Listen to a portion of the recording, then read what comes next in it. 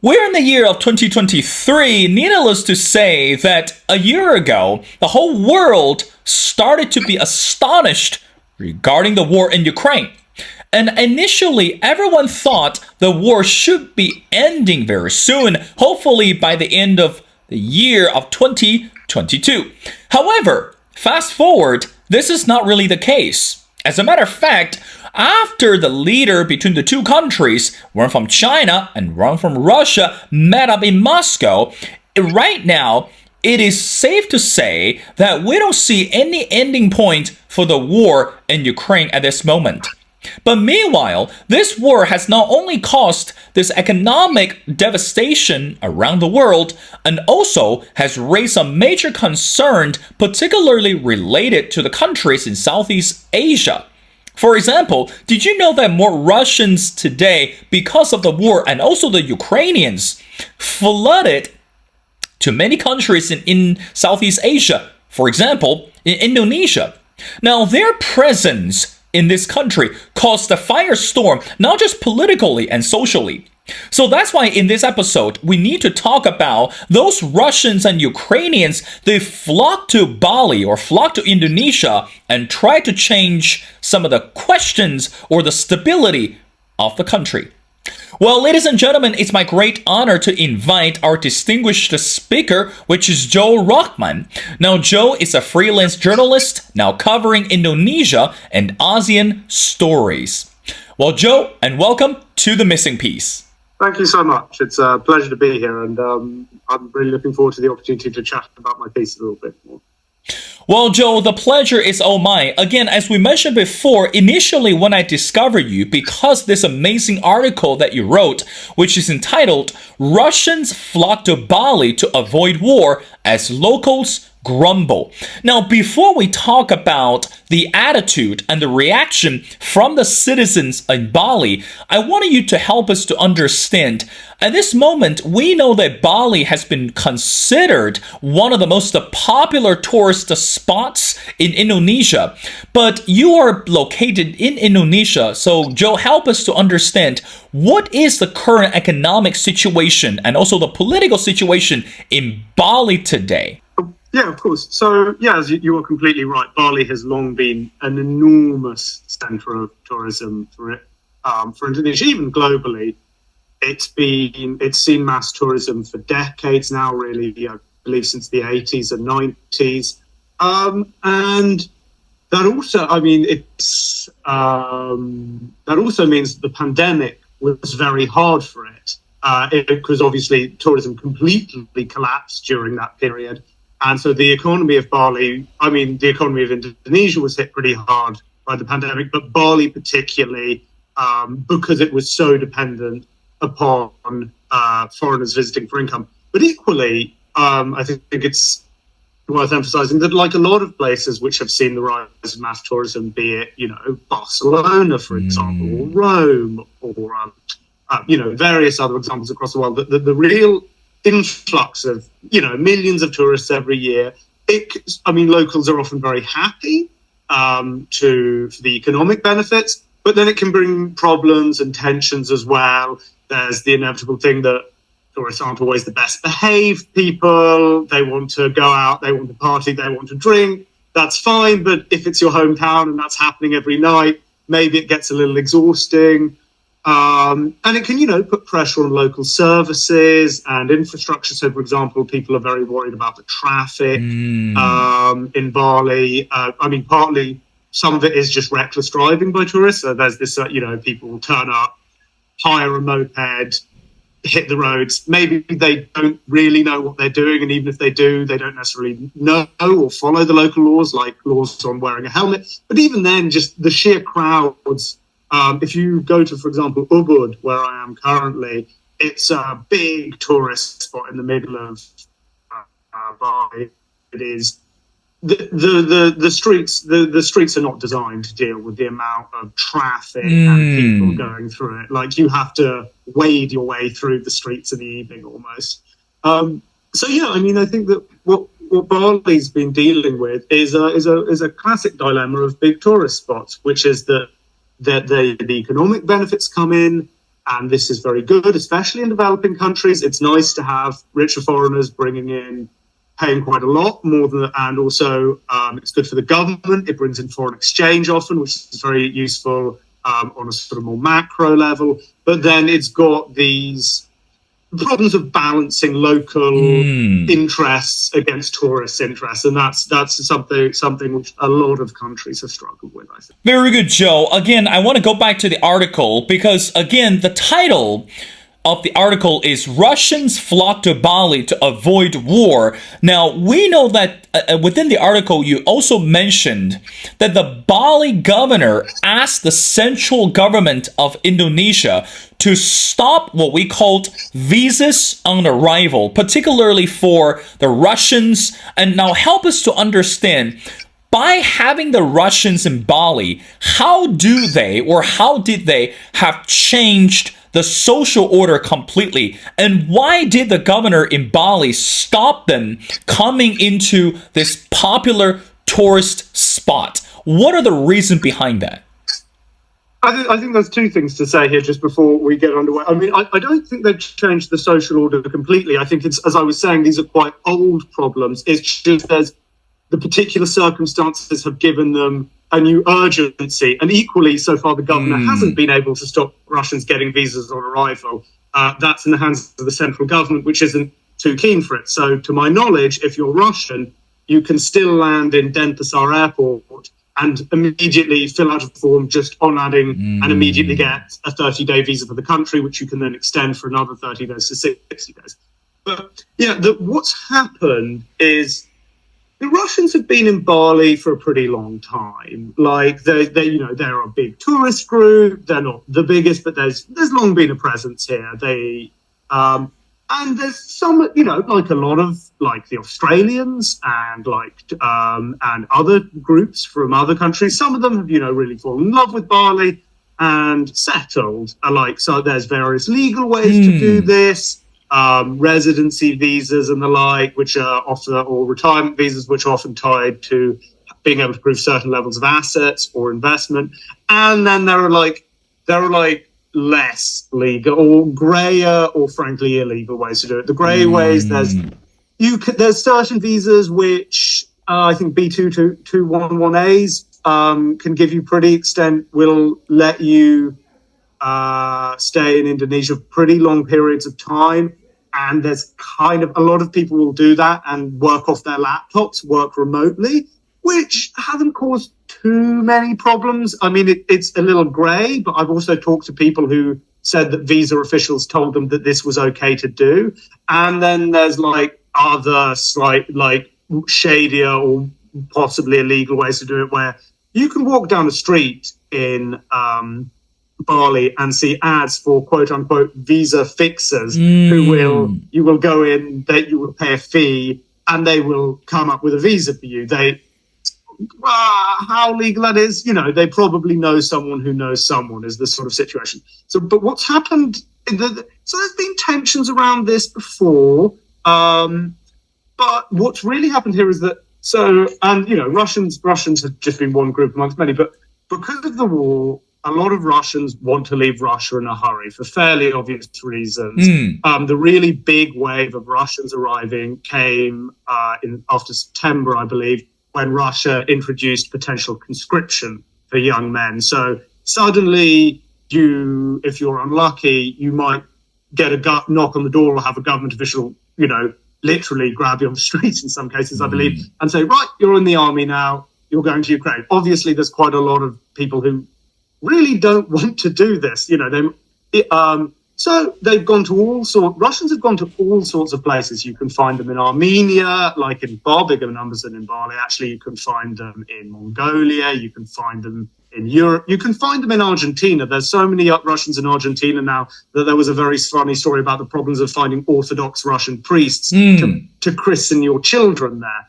But Bali is one of these places where they've come. And it's partly because there are some pre-existing Russian communities. But what's happened is a lot more Russians have come in because they're leaving quickly and they're leaving in a hurry and they can get into Bali. And a lot of them are planning to stay for longer because, as you said, there's no obvious end to the war in sight. So, they want to stay here for the duration, probably, and that also means that they need to earn money. And this is more controversial. So, like, at the moment, the economy in Bali is actually still recovering. Like, the numbers of tourists are not back at pre-pandemic levels, and, you know, people are still dealing, I imagine, with debts or, like, you know, lost income from the period of the pandemic. So there's a sense of tightening economic pinch. And what a lot of people object to with these Russians, what they say that they're doing is they're not arriving and, you know, tapping away on the laptop, which people maybe will turn a blind eye to. But they're saying that increasingly they're moving into jobs which Balinese say, hang on, we used to do those jobs and we used to make money out of tourists and foreign visitors from this. And now you're doing those jobs, and that means less income for us. So things like motorbike rental, surf tutoring, gym helping out, you know, personal trainer at the gym, restaurants, manicures, pedicures, whatever. And part of this is actually also tied to the fact that there's more Russians now. Because since there's more Russians that have come, you can almost have like a little enclosed Russian community where less well-off Russians will sell services to better-off Russians. So, and that's also, I think this is mentioned in the article, there was actually a Ukrainian woman who speculated to me, that's a little bit more doable if you're not a terribly rich Russian person, because the cost of living in Bali is actually lower than it used to be, again, because of the pandemic. So you've got Russians coming in, not just coming in sufficient in larger numbers, but staying for longer, and increasingly some Russians doing jobs for other Russians. And so Balinese feel like they're competing with them now. They feel that these aren't guests that we're making money off.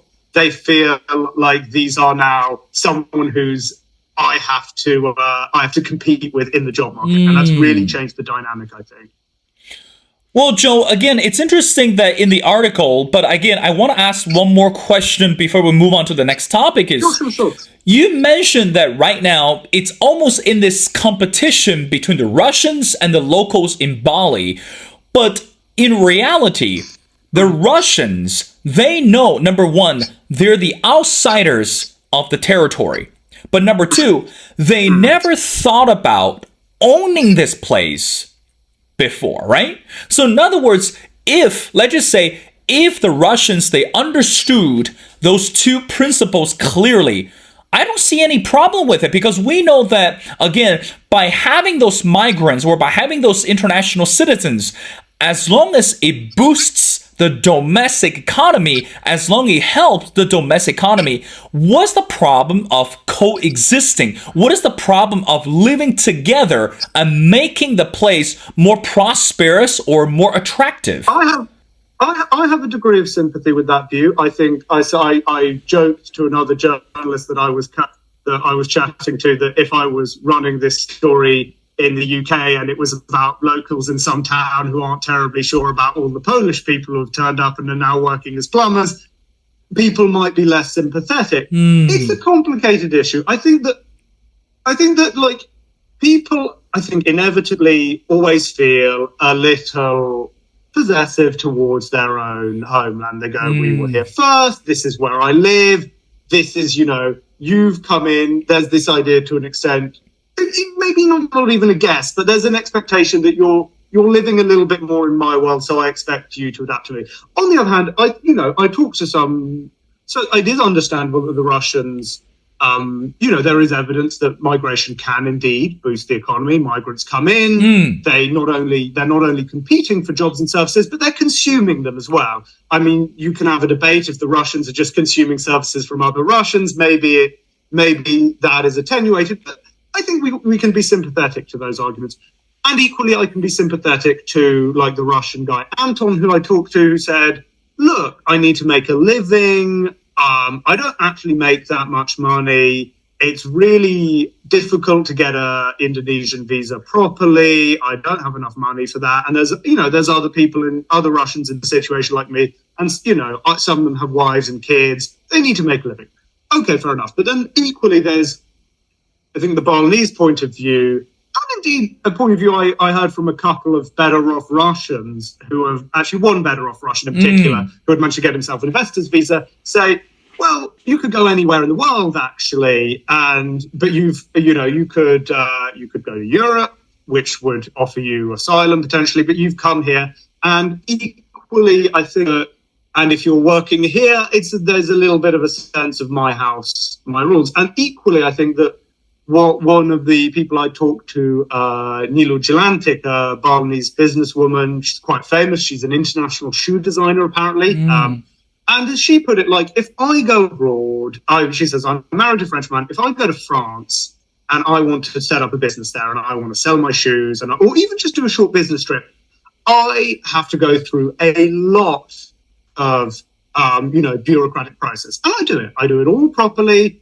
I pay my permits, I submit my documents, and then when I'm there, I'm registered properly and I'm paying taxes. Whereas they say her view was that these people have arrived, they haven't followed proper procedure, and then when they're setting up these businesses, they because they don't have the right to set up the businesses, they aren't properly registered. Maybe they're not paying taxes, and there's at that point they resent that. They feel, well, I'm paying taxes, and these businesses, which already maybe not properly set up, aren't. And so that it becomes a debate. I think there is room for sympathy for Russians, and I can feel it myself. But I also think that one needs to take seriously, or at least listen to locals who have complaints about fairness and ideas of level playing field. And I think that's where the debate really lies.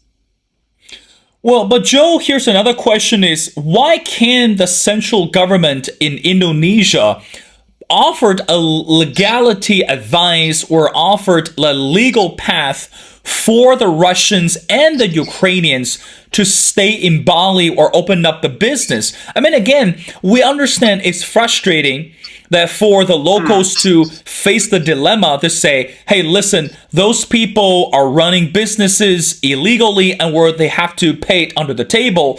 But there seems to be a legal way to do so. But why has the government in Indonesia has not done anything in order to prevent this clash between the Russians and the locals, or between the Ukrainians and the locals? What is the reaction from the central government at this moment?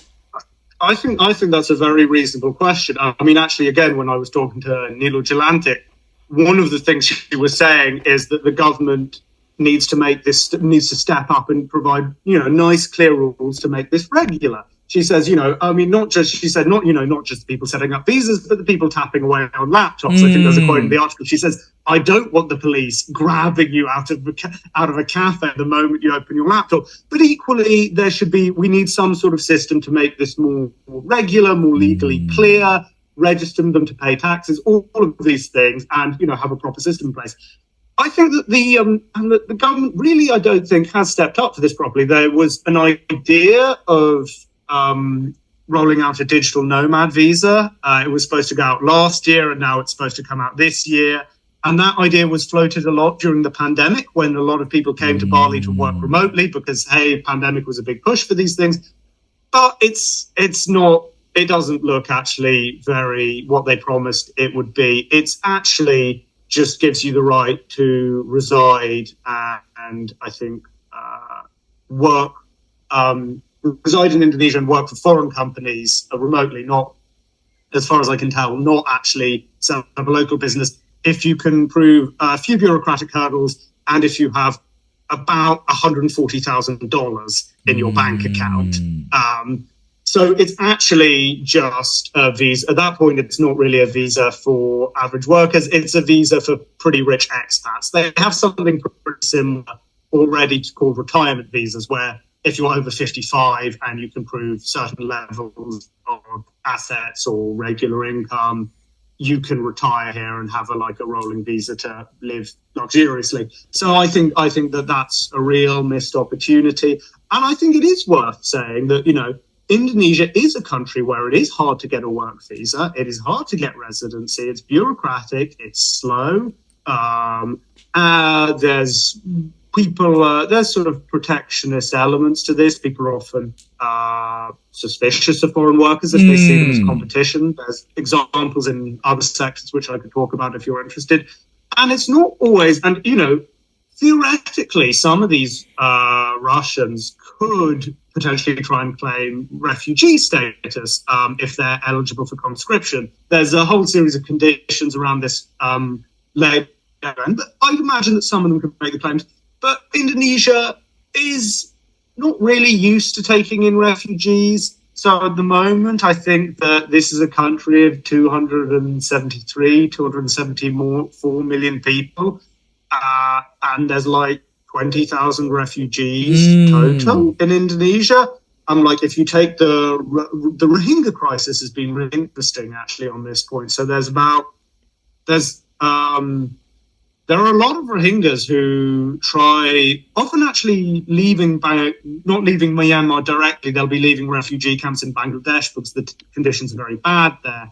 And they will get on these rickety boats and try and make it to some other country. And a lot of them will die very tragically out in the ocean. But some will make it to Indonesia. Recently, 200 landed in Aceh.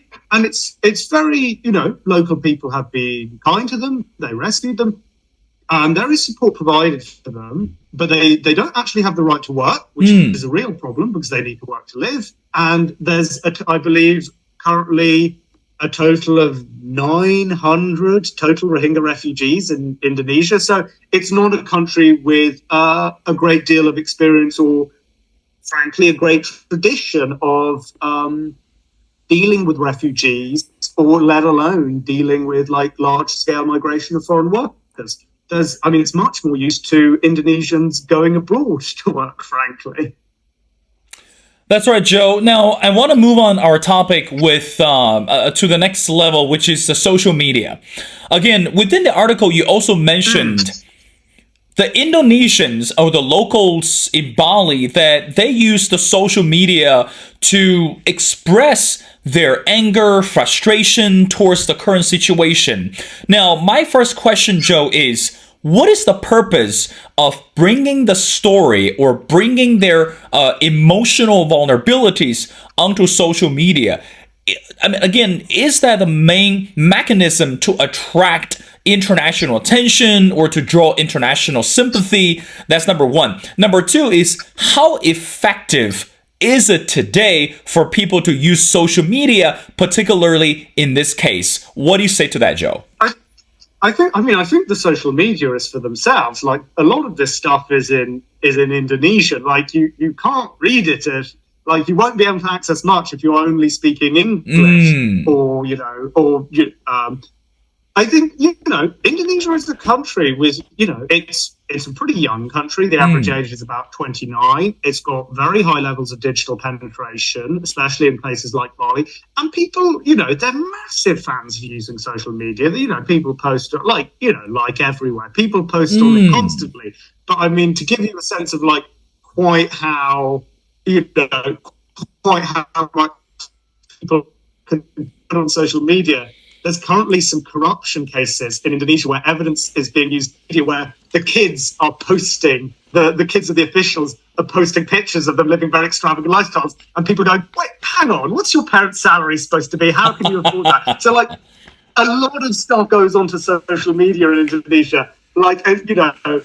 People use it almost as a reflex, I think. And a lot of politics happens on social media as well. Certainly the 2019 elections saw a huge amount of it play out on YouTube, on Twitter, on Instagram especially. The next election is going to be the same. But also, this stuff can work at it's work at a sort of sub-political level. So I think one of the reasons people might be complaining on social media is because at the moment there is not, up until fairly recently, with the governor's announcement that he wants to stop visas on arrival, it's quite rare for Balinese politicians to complain about tourists. I think part of it's a politeness thing. Indonesians are often very polite people. They don't.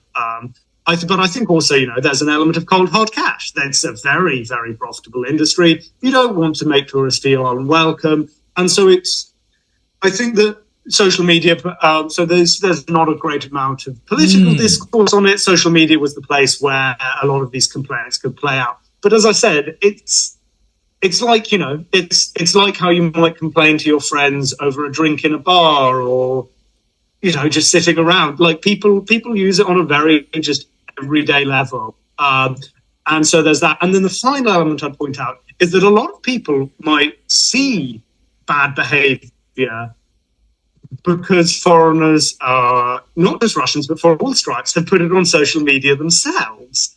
They don't really, you know, they're posting for the friends, and then they don't really think, hang on, actually some Indonesians, some Balinese people might see this. So there was a famous case very recently of a Russian who, I believe he had climbed up Mount Agung. It's quite a sacred mountain in Bali. There's an important temple there. There's a lot of rituals around it. And for some reason, he decided to take his pants off, and there's a picture of him, arms spread, looking out over the landscape, and his bum on show. And locals noticed this, and, you know, immediate lots of criticism.